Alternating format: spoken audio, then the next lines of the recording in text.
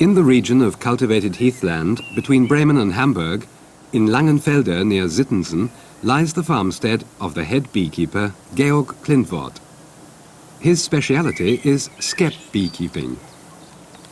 A large skep stand is directly adjacent to the house, the L-shaped home apiary with space for 270 skeps. This is where the majority of the standing stocks spend the winter. Its orientation to the east and the south provides them with a maximum of sunshine. During the winter, the entrances of the skeps are shaded from the sun to prevent the bees being tempted out too early in the year. In March, if the weather promises to stay warm, the beekeepers remove the sunshades. Now it is time for the cleansing flight, during which the bees rid themselves of the excreta from their winter feed. The large-scale beekeeper also needs several big outstands for his 700 winter stocks. They are located on the periphery of the cultivated land, close to the virgin moorland with its sprinkling of birch, alder and willow trees. Closest to the farm is the outstand near Marschhorst. Its rectangular closed construction provides the skeps with a maximum of protection against wind and weather. Many of the beekeepers' seasonal tasks are performed in this rectangular space.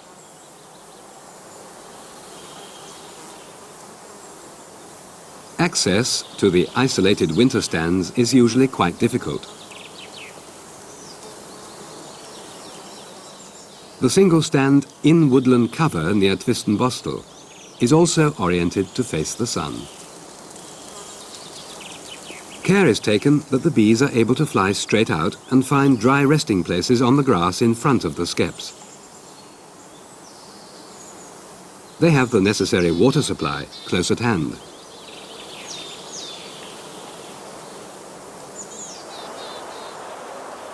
The first spring feeding is provided by hazel, willow and alder close to the winter stands. At this third large winter stand near Alpershausen, in the warm sun, the bees are now busily collecting pollen and water to help build up the brood nest.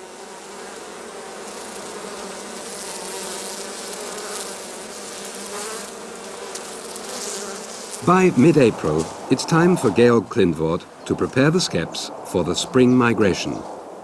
In doing so, he takes the opportunity of inspecting the stocks to assess their condition.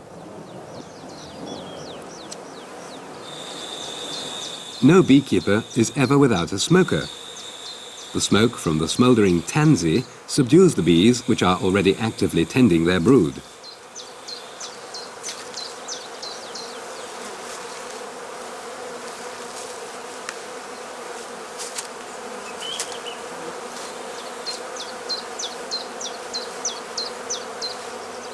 Covering cloths made from gauze or curtain netting are used to seal off the mouth of the skep during transport. They are bee-tight while allowing air to circulate.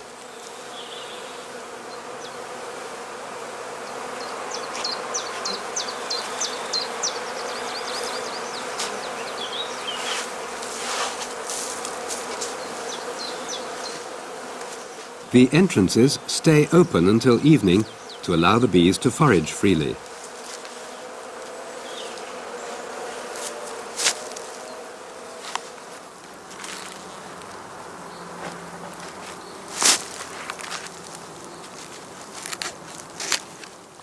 The cloth must not come loose during the long journey.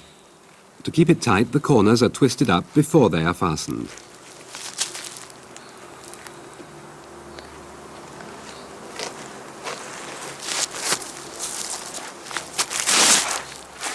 On the shelves, beneath each skep, wax covers gnawed off the food cells and dead bees have been collecting throughout the winter. To the beekeeper, this debris is an indicator of the remaining food supplies in the skep and the population of the stock.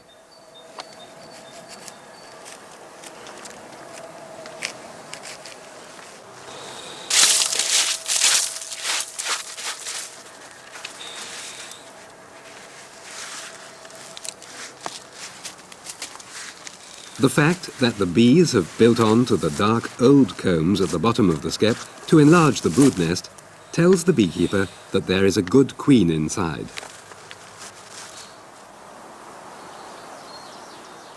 While inspecting and preparing his stocks, the beekeeper is assisted by another beekeeper and an apprentice. The colonies that have been assembled at only a few stands for overwintering are now going to be transported in small batches to better nectar and pollen yielding areas. The majority of them, including the best stocks, are to be set up in the Alter Land. This extensive fruit-growing area between Stade and Hamburg to the south of the Elbe is the preferred spring migration place for the Heathland beekeepers. To the back of the large Outlander farmhouses, the orchards of the fruit growers extend over a large area. In groups of up to 20 skeps, or singly, the winter stocks are now distributed on small migration stands. The skeps are put out immediately on arrival in the early morning.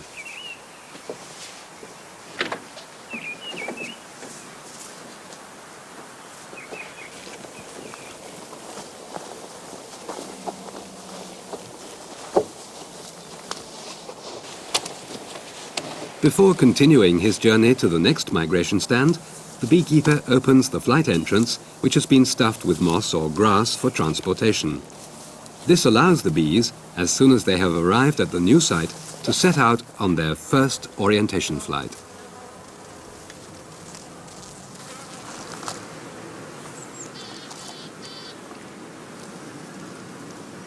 The same day, a portion of sugar candy is placed under each skep as bee food.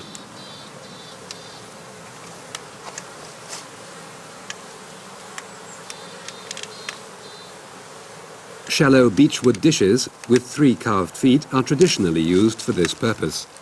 The feet prevent the bees from gluing the dishes to the shelf with propolis and wax.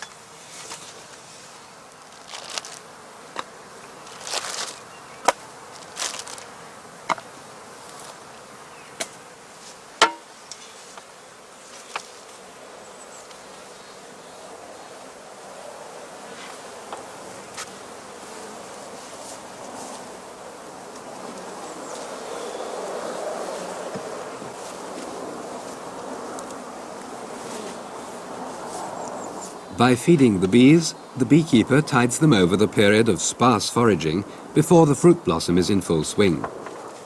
He prevents the stocks from being delayed in their early spring development.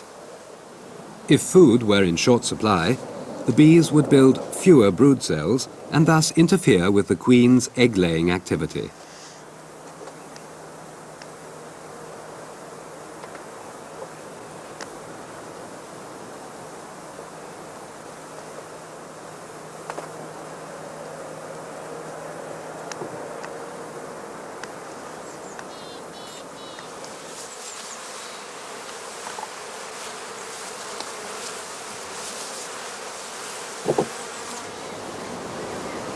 The covering cloths are removed and will not be needed again until the skeps are taken back home. There's an agreement between beekeepers and fruit growers that the stocks migrate to the Alter Land in time for the first flowering, which is the sweet cherry blossom. A fortnight later, the sour cherries are in full bloom.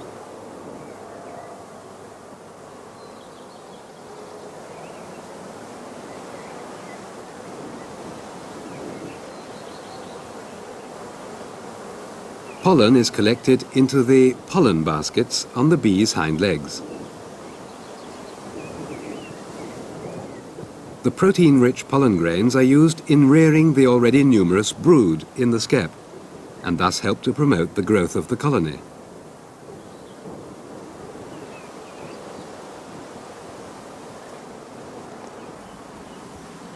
The sugary nectar yielded by the blossoms is the source of energy for the bees in the skep.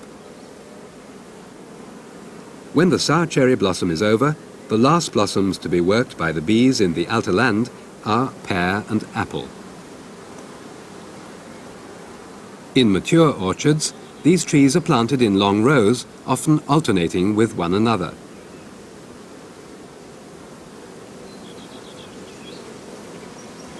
The small migration stands are distributed all over the orchard area. The fruit growers are keen to get the trees pollinated as thoroughly as possible.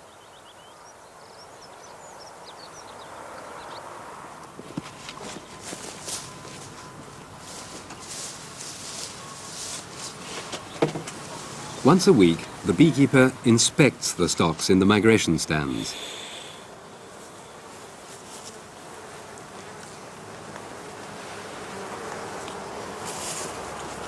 When a colony has developed vigorously, the bees begin to build large cells at the lower edge of the comb for the drones to be reared in. In order to encourage the bees to enlarge the brood nest for the workers instead, the beekeeper cuts out most of the so-called drone comb. For this purpose he uses a special instrument with a blade and hook known as a drone knife.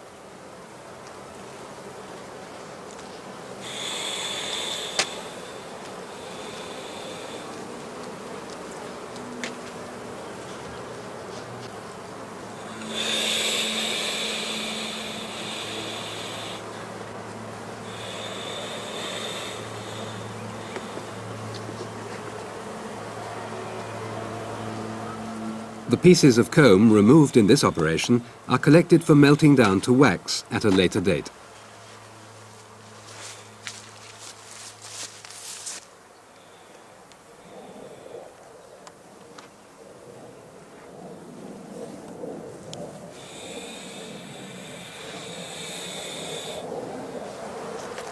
In the course of these inspections, the beekeeper pays special attention to the size and food reserves of his stocks.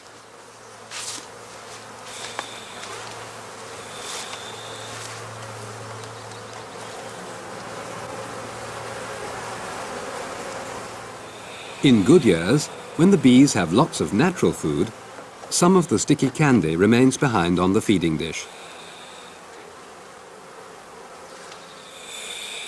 In years like this, the colony develops at a rapid rate, and the first queen cells signal the colony's readiness to swarm. A premature queen cell is being removed here as well.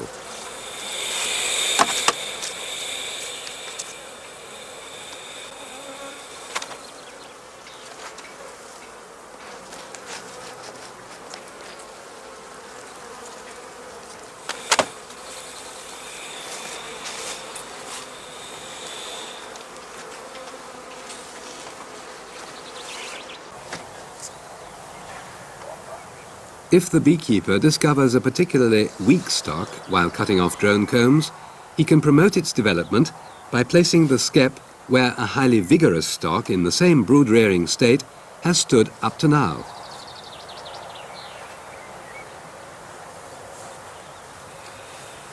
As the foraging bees always return to their accustomed location, this enables the beekeeper to equalize his stocks.